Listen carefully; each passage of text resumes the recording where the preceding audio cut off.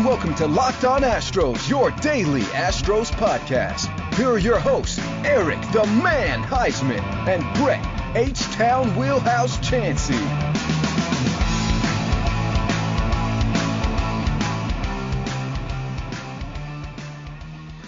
All right, hey guys, this is Htown Wheelhouse with Locked On Astros. We're your team every day. I'm here at Constelation Field live in Sugar Land, and I'm here with Peter Solomon.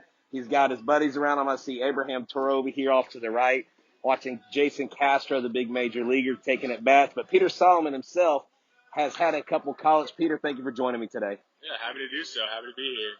So I see that in your college days you played at Notre Dame. Did you cross paths with Brandon Beliak at all? Were y'all before or after the same time? Yes, we were actually the same class at Notre Dame. So we were there together freshman year. He was the first one I met actually on our official visit.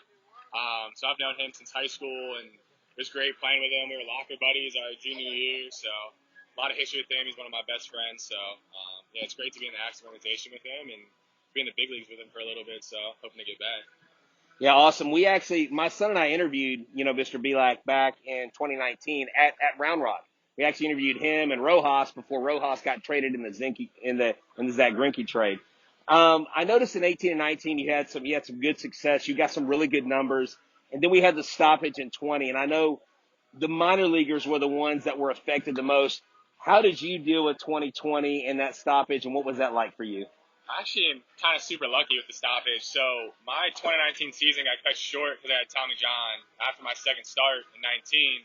So I was out all of 19. I was going to miss basically all of 2020 as well. So during all of 2020, I got to do my rehab and kind of take my time. Didn't have to get rushed back for anything since there was no season.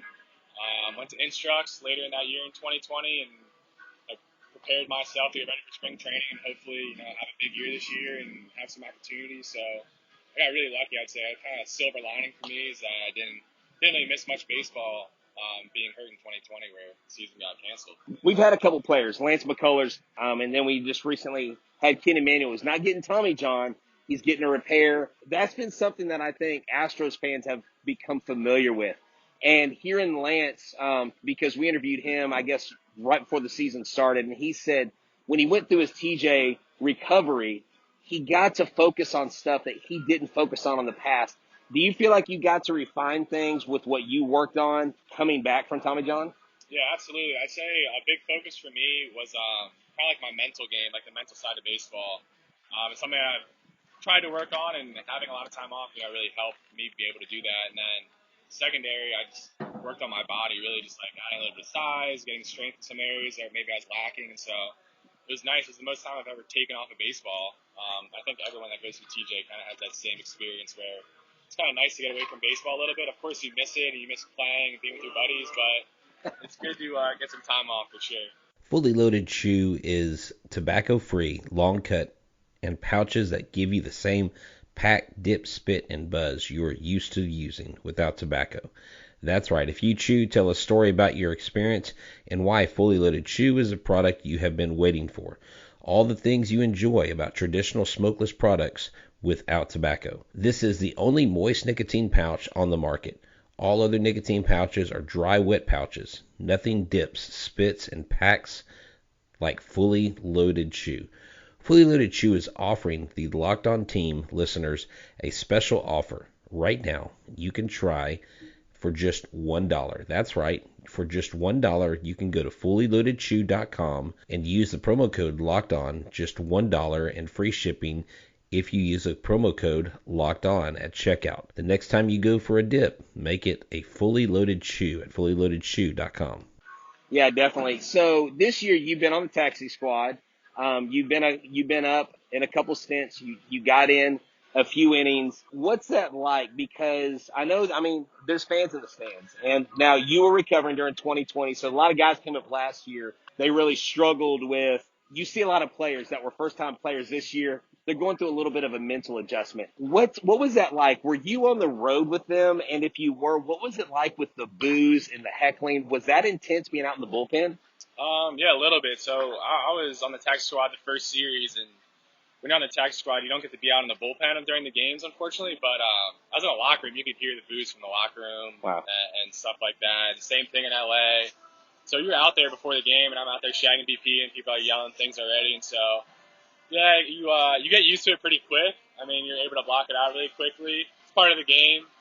It is what it is. You kind of learn to deal with it, like I said, very quickly. And like the vets on the team, they kind of, nothing you can do about it. They're going to yell, they're going to boo. You still got to go out there and do your job. So try to get used to it quick.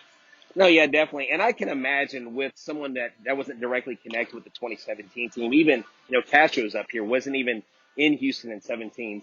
Like, to me, it's almost like, okay, I don't know why you are booing at me, but, go ahead if it makes you feel better. It seems like you mentioned the veterans. It seems like they have really shown a lot of leadership. What have you seen from the big names, the Bregman, Altuve, Correa? What did you notice from them the second you stepped in the clubhouse being around these, all-star players? I think the biggest thing you notice is they have their routines and they do it every day. I think it's probably the biggest difference maker that I've seen between like a guy who's an all-star in the big leagues and, someone who's in AAA or AA, wherever it might be, is they commit to their routine and they commit to their process every day. Whatever it is that works for them, whether it's an hour-long routine or 20-minute long routine, they found out what works for them, and I think that's like the biggest thing. I think a huge example of that is Michael Brantley.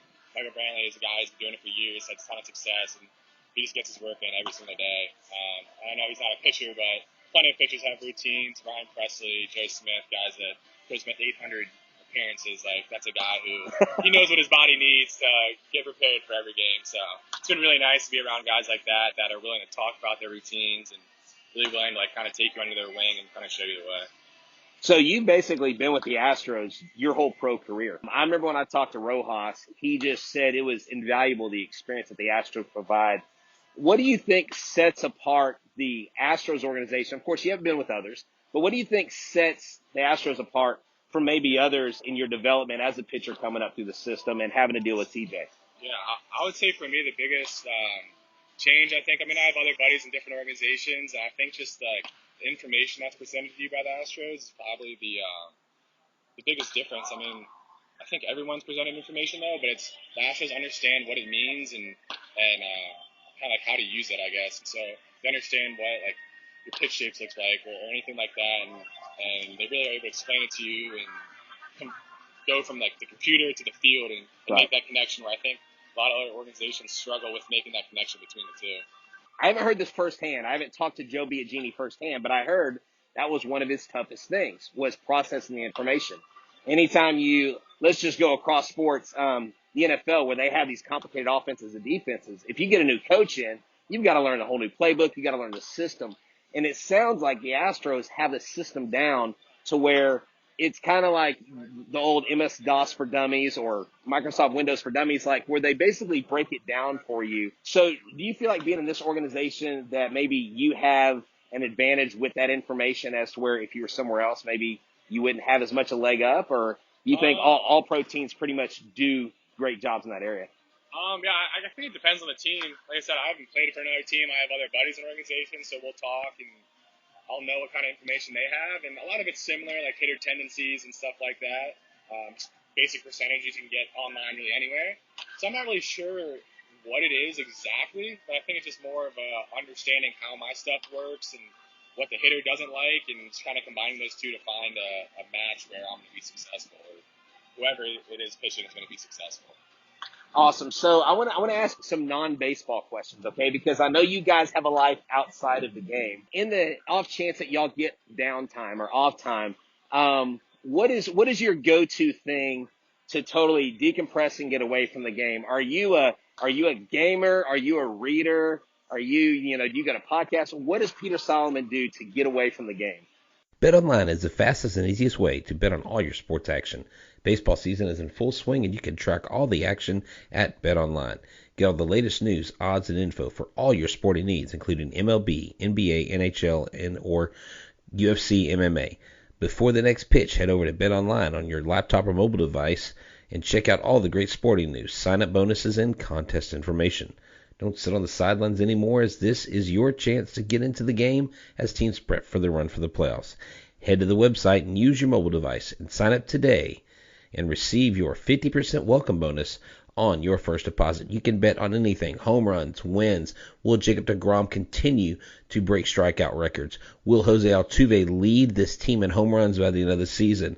Go to Bet Online. They're your sportsbook experts. Use the promo code LOCKEDON. I'd say during the season, I'm a big relaxer. I relax. Maybe I'll read a little bit of a book. Maybe I watch Twitch a lot. So I watch video game guys playing. That's fun. But for me in the off season, I got really into cooking. So I love being in the kitchen. I love cooking. It's fun for me. I love good food, so it's really easy to make that. I mean, you have plenty of time in the off season besides working out and playing catch and stuff like that. So I got into cooking. That'd probably be the biggest thing for me is chefing it up, trying to find something good to eat. Nice. Doing that. So what's your experience been like coming to Sugar Land? I know this is a new spot for y'all. I've been to Round Rock. Round Rock's a beautiful facility. But what's this been like for you as a player? Because we hear that Crane pretty much ponied up places for the minor leaguers, which is huge on you guys. What's it been like being here in Sugar Land, Texas? It's been nice. I really like Sugar Land. I think it's great being so close to Houston. You have so many fans that are Houston fans that are able to drop in and watch guys come down here and play. I think that's probably the nicest thing about it, honestly. Crane threw in a ton of money, and it's really nice of him, and upgrades are not unnoticed, whether it be the locker room, the kitchen, anything like that. Like, it's very nice. I think we have one of the nicer facilities in all of AAA thanks to him, so really can't say enough about the job he did. But, yeah, it's great being so close to Houston, having all the fans here, and it seems like it's a great place for kids to come and play basketball or shoot hoops, watch the game, whatever it is. Yeah, it's been really awesome. I want to go back to baseball. If there's one player that you want to face and one player that you don't want to face. Now, you don't have to answer the second one because I know some guys are like, well, I'm not going to say I don't want to face somebody, but who is a player that when you go up, you're like, I really would love to square off against him? And would you answer the adverse? There's a guy that I don't know if I want to get. I don't want him getting in the box against me. This is going to be weird, but it's going to be the same guy for both questions. Okay. Trey Mancini. He's a guy that I want to face and a guy that I don't want to face at the same time. He's such a good hitter. When I was a freshman at Notre Dame, he was back finishing his degree. So I got to meet him then. We became buddies, and, he's had an incredible time with the Orioles, and, last year coming back from cancer. Yeah. And battling through that, he's one of the best players in the game, and he went through something like that. It's absolutely incredible. And so he has an infectious, attitude and everything like that. So he's a guy I want to face just because, we're buddies. You always want to face your buddies. But then again, don't really want to face him because he's a great hitter. So, tale of two swords. Whatever the saying is. I don't even know what that saying is. So, okay, that's okay. So I have a question. Growing up, was baseball your wheelhouse, no pun intended? Did you play other sports growing up? Were you involved in other activities? Yeah, growing up, I played basketball and football until high school. And then when it came time to high school, I focused more on baseball. Still played outfield and pitched. And then when it came time to college, just focused on pitching full-time. Okay, very cool. So, to kind of wrap things up, camaraderie on this team. It seems like when we come out, you guys, it's pretty much your family. And from listening to veterans like BG on Bagel talk about how pretty much that's your family on the road or at home. What is the environment, clubhouse environment? You guys tight-knit. Is it like a clean fraternity party? Are y'all rooting for each other, Oh, yeah, 100%. 100%. I'd say this team pulls for one another more than any other team I've been a part of. And, even 18 and 19 being the Astros organization, we had great teams that, had fun with each other. Excellent. And final question. We'll wrap this up right here. What is your goal? What is your one thing that you want to do this year? And I know you want to be in the show, you want to be in the big leagues, but what is something that you have your mind set on that you got to get this done? It's a pretty lofty goal, but I just want to help the Astros win a World Series. Simple as that. Whatever way I can do that, bullpen, starting, whatever my role is, that's what I want to do. That's awesome. Thank you so much, Peter Solomon, for joining us here with Locked On Astros. I'm Htown Wheelhouse. This was a pleasure of experience. We wish you all the luck, and we'd love to have you on our show. Thank you for joining us, and good luck this year. Go Skeeters and go Astros. Thank you, Peter. Thank you. Appreciate it. It was great talking to you.